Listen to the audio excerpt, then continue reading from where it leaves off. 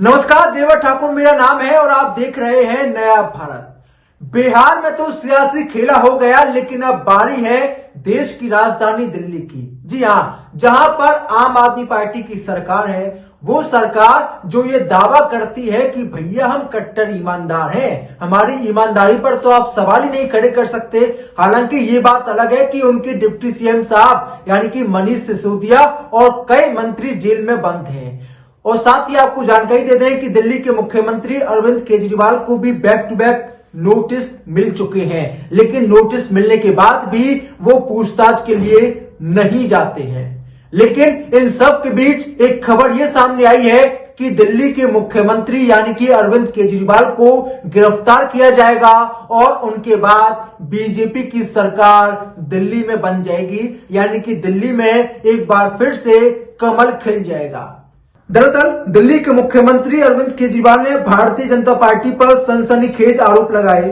उन्होंने ट्वीट करते हुए लिखा कि पिछले दिनों इन्होंने दिल्ली के 7 विधायकों को संपर्क किया है।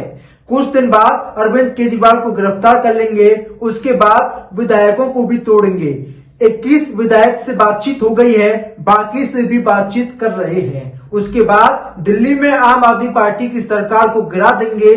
आम आदमी पार्टी की सरकार को गिराने के बाद यहाँ पर बीजेपी की सरकार बन जाएगी। 25 करोड़ रुपए देंगे और बीजेपी के सिंबल पर चुनाव भी लड़ाने का वादा किया गया है। दिल्ली के मुख्यमंत्री ने ट्वीट किया तो इस पूरे मामले को लेकर सियासी पारा हाई हो गया। बीजेपी ने कहा कि अगर आपके पास सबूत है तो आप सबूतों को पेश करिए, आपको कोर्ट में जाना चाहिए, आपको पुलिस के सामने जाना चाहिए। लेकिन वही आम आदमी पार्टी अब इस पूरे मुद्दे पर चुप्पी साधे हुए है, यानी कि केजरीवाल सामने आरोप तो लगा दिए, लेकिन आरोप के बाद जब उनसे सवाल पूछा गया कि आपके पास सबूत है तो आप पेश क्यों नहीं करते, तो वो इस पूरे मामले पर चुप्पी साधे बैठे हैं। तो दिल्ली के मुख्यमंत्री साहब ने जब आरोप लगाए तो बीजेपी ने इस पर सवाल पूछा।